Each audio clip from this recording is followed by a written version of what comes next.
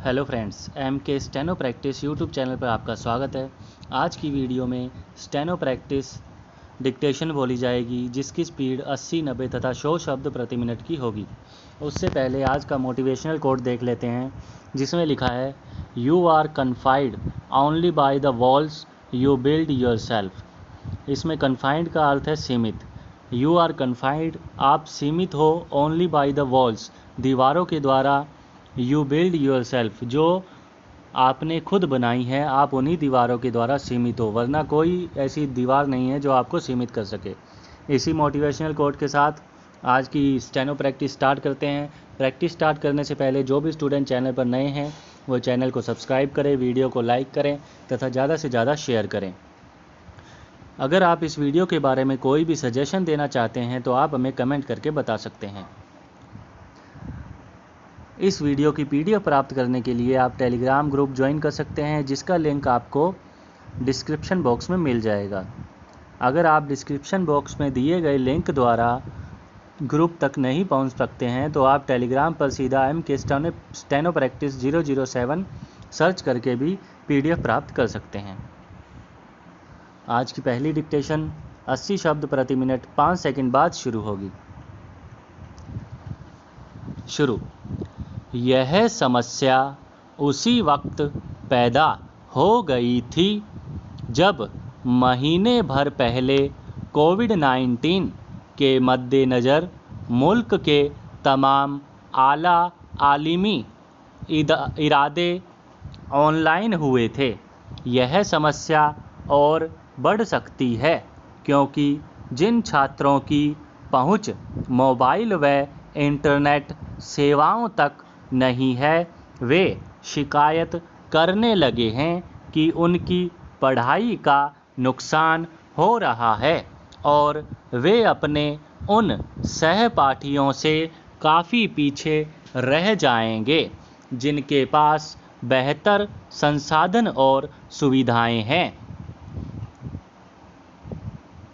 खैबर पख्तूनख्वा के कुछ इलाकों में तो छात्रों ने प्रदर्शन भी किया है। उनकी मांग है कि उनके कबायली जिलों में फ़ौरन इंटरनेट सेवाएं शुरू की जाएं। छात्रों का कहना है कि यह उनकी आज़ाद अभिव्यक्ति और नागरिक के तौर पर बराबर व्यवहार के बुनियादी अधिकारों का उल्लंघन है। उनकी यह भी दलील है कि ऑनलाइन पढ़ाई से हजारों कबायली छात्रों का मुस्तकबिल दांव पर लग गया है। बलूचिस्तान के छात्रों ने भी अपनी चिंताएं जाहिर की है। वहाँ भी इंटरनेट सेवाएं बाधित रहती हैं, बल्कि कभी-कभी पूरी तरह गायब रहती हैं। इसके जवाब में उच्च शिक्षा आयोग ने जोर देकर कहा है कि ऑनलाइन शिक्षा जारी रहने और जिन समस्याओं को लेकर सवाल उठाए गए हैं, आहिस्ता आहिस्ता उनका भी हल निकाल लिया जाएगा। लेकिन हमें ऐसा कोई संकेत नहीं मिल रहा है जो इस संकल्प के पक्ष में खड़ा हो। अनेक सुदूर जिलों में बिजली की जर्जर हालत का भी छात्रों की तालीम पर बुरा असर पड़ेगा क्योंकि बहुत कम छात्रों की माली हैसियत ऐसी कि वे ऑनलाइन पढ़ाई के लिए लंबे वक्त तक ज़रूरी 3G सेवाएं हासिल कर पाएं। ऑनलाइन पढ़ाई लिखाई ने विभिन्न इलाकों और आय समूहों के बीच के फासले को कितना बढ़ाया है, यह मसला दूसरे मुल्कों में भी उभर कर सामने आया है, लेकिन हमारे मुल्क की एक हकीकत यह है कि इससे लड़कियां बुरी तरह प्रभावित होंगी, क्योंकि इंटरनेट तक उनकी पहुंच और भी कम है। शहरों में रहने वालों को यह एक मामूली मसला लग सकता है, मगर सुदूर इलाकों के छात्रों के लिए यह बहुत बड़ी समस्या है। इसलिए हुकूमत को पूरी संजीदगी के साथ इसके सभी पहलुओं पर गौर करना चाहिए। बेल्जियम से वापस आए सिपाही जर्मन बर्बरता और क्रूरता की कहानियाँ बराबर सुना रहे हैं। एक लौटी हुई पार्टी ने बताया कि विगत शनिवार को जब हम हजारों आदमी जहाज के आने की प्रतीक्षा कर रहे थे, तब एक 20 जनों की पार्टी ने खेने वाली नाव देखी और उसको उन्होंने खोल दिया। वे अच्छी तरह नाव चला रहे थे जब तक कि जर्मन बम वर्षक आए। बम चारों ओर गिराए गए, मगर कोई भी ठीक जगह नहीं लगा। नौका को डुबोने में विफल होने से क्रुद्ध होकर नाजियों ने पेट्रोल उसके चारों ओर गिराया और बाद में गोलियों से उनमें आग लगा दी। चंद मिनटों के बाद किश्ती के चारों ओर आग की लपटें दिखाई दीं।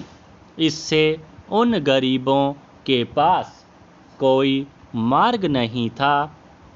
कल जर्मन वायुयानों ने पूर्वीय, उत्तर पूर्वीय फ्रांस और पेरिस इलाके का सामरिक निरीक्षण किया। पेरिस पर इस समय विशेष रूप से जोर दिया जाता है। वर्तमान अंतर्राष्ट्रीय स्थिति का ख्याल करते हुए रोने घाटी को संभवतः दुश्मन हवाई हमले के लिए चुनें। समाप्त। 80 शब्द प्रति मिनट की डिक्टेशन समाप्त हुई। अब बारी है 90 शब्द प्रति मिनट की। उससे पहले अगर आपको यह वीडियो अच्छी लगी हो तो इसे लाइक करें तथा अपने फ्रेंड्स के साथ ज़रूर शेयर कर दें। 90 शब्द प्रति मिनट की डिक्टेशन 10 सेकंड बाद शुरू होगी।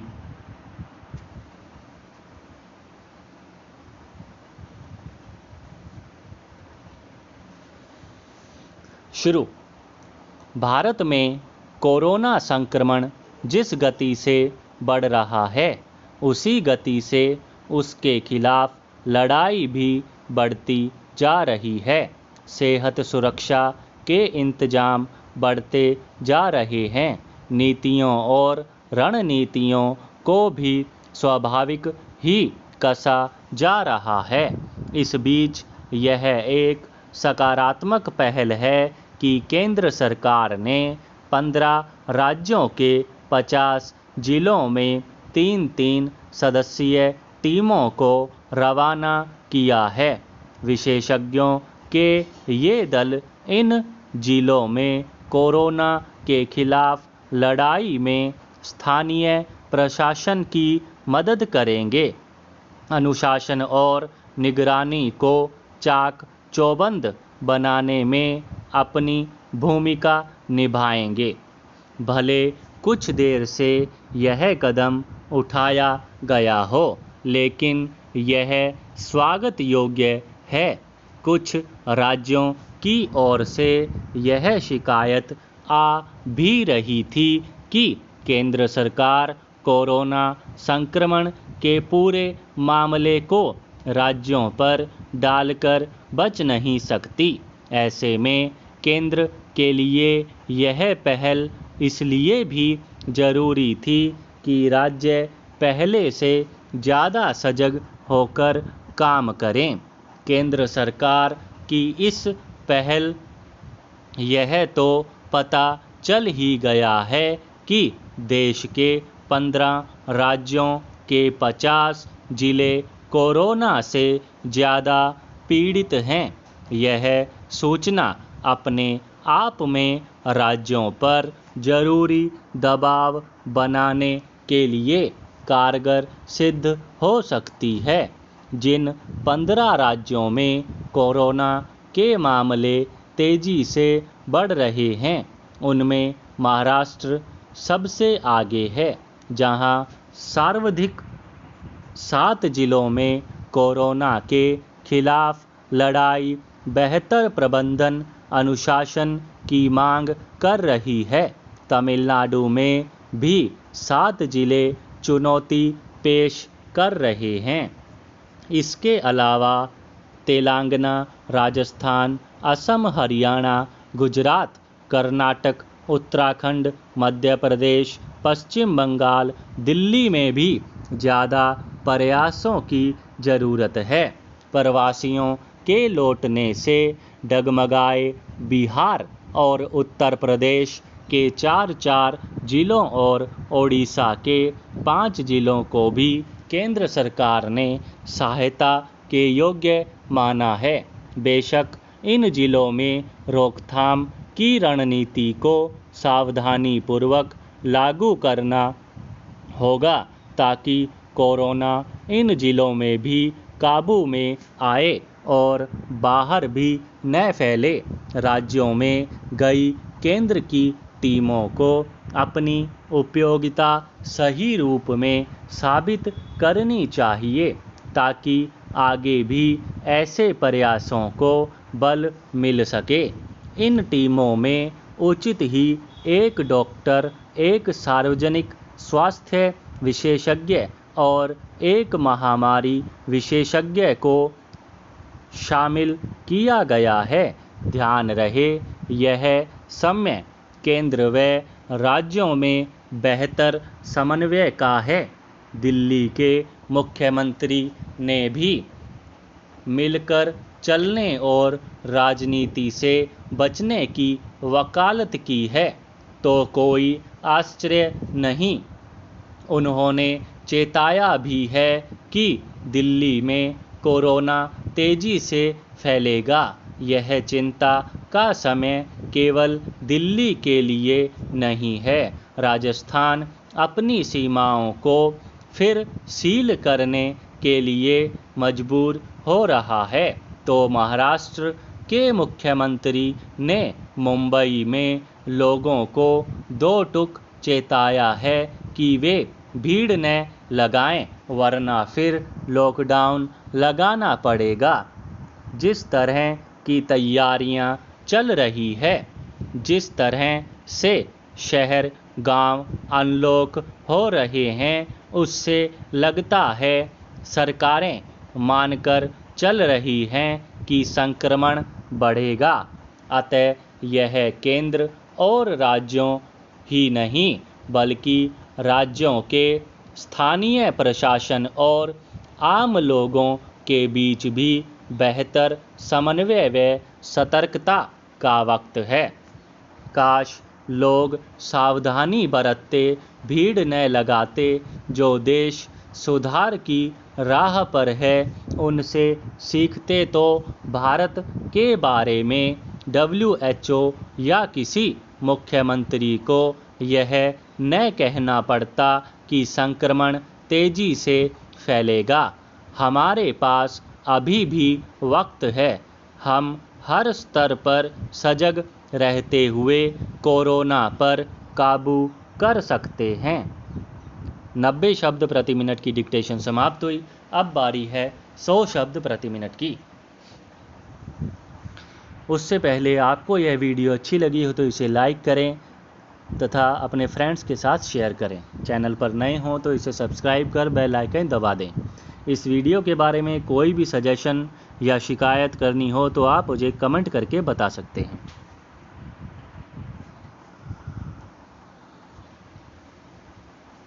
100 शब्द प्रति मिनट की डिक्टेशन 5 सेकंड बाद शुरू होगी।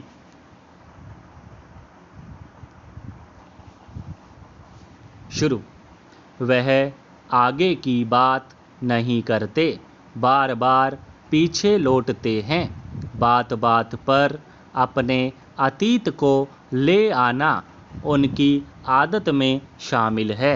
ऐसा लगता है जैसे वह अतीत जीवी हों। यूनिवर्सिटी ऑफ कोलंबिया के साइकोलॉजिस्ट स्टैनली ने रैकमैन कहते हैं कि ऐसा होना अस्वाभाविक नहीं।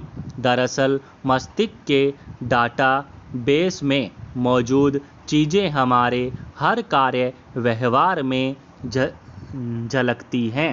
अब यह और बात है कि आपके डाटाबेस में ज़्यादातर निगेटिव या एक ही पहलू पर केंद्रित चीज़ें भरी हों। रैकमैन के अनुसार ज़रूरी यह है कि आप दिमाग से उठी आवाज़ों को नियंत्रित करें। इसी बात को एक अलग अंदाज में चिंतक एकहार्ट टल कहते हैं कि चूंकि आपका दिमाग अतीत से निर्धारित है, इसलिए आप पर बार बार अतीत को दोहराने का दबाव रहता है। आप अतीत की आवाज़ के साथ इतने घुले मिले होते हैं कि आपको इसका पता नहीं चलता। सवाल यह है कि क्या कोई दिमाग से स्वतंत्र रहकर भी सकता है? जवाब है हाँ, और जैसे ही हम ऐसा करते हैं, हमारे स्व की स्वतंत्रता शुरू हो जाती है। बीथोवेन ने कहा कि उन्होंने अपनी सारी रचनाएं तब रची जब दिमाग शून्य की स्थिति में था। एकहार्ट कहते हैं कि रचनात्मक प्यार संवेदना सब दिमाग से परे हटने पर ही अस्तित्व पर छाती है। वह कहते हैं कि जो ऐसा नहीं कर पाते हैं, वे लगातार अहम की स्थिति में फंसे रहते हैं। मशहूर मनोवैज्ञानिक एरिच फॉर्म के मुताबिक आप दिमाग से लगातार स्वतंत्र होकर नहीं रह सकते, पर यह जरूर है कि एक दिन ऐसा मौका आपको मिले, थोड़े समय के लिए ही सही। दरअसल यह समय आप चिंता रहित जीते हैं और यह मस्तिष्क के डाटाबेस को भी रिफ्रेश करता है। बहुत सारे लोगों का मानना है कि अगर आप सोने जा रहे हैं और सुबह एक नियत समय पर आपको जगना है, तो अपने तकिए को कहकर सोएं। तकिया आपको सही वक्त पर जगा देगा। लाखों लोग इस नुस्खे को हर रोज़ सफलतापूर्वक आजमाते हैं। मुझे ऐसा नहीं लगता कि यह कोई मूर्खता या अंधविश्वास है। जैसे सृष्टि की कोई भी चीज़ बेजान नहीं होती, आपका तकिया भी बेजान नहीं है। जिसकी गोद में माथा धर कर आप रोज़ 8-10 घंटे गुजारते हैं, वह आपको कैसे नहीं जानेगा। आपके साथ रहते रहते आपसे एक आत्मीय संवाद कायम कर लेता है। वह शर्त है कि आप अपना तकिया बार बार नहीं बदलें। मैं खुद बिना बोले उससे बहुत कुछ बतिया लेता हूँ। थका होता हूँ तो उस पर सिर टिकाकर उसके आगे आत्मसमर्पण कर देता हूँ। वह जैसे थपकी देकर मुझे गहरी नींद में सुला देता है। मैं उससे जब कहता हूँ कि अकेला हूँ, दुखी और परेशान हूँ, तो वह मेरा अकेलापन बांटता है और मेरे दुख व आंसू अपने में जज़ब कर लेता है। विज्ञान भले इसे भ्रम कहकर नकार दे, मनोवैज्ञानिक मानता है कि तकिया आपका भरोसेमंद दोस्त है।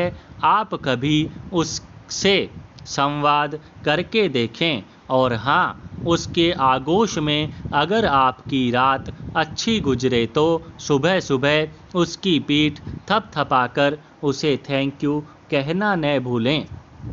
समाप्त। 100 शब्द प्रति मिनट की डिक्टेशन समाप्त हुई। इस वीडियो की PDF प्राप्त करने के लिए आप MK steno practice 007 Telegram group पर जाकर प्राप्त कर सकते हैं। धन्यवाद।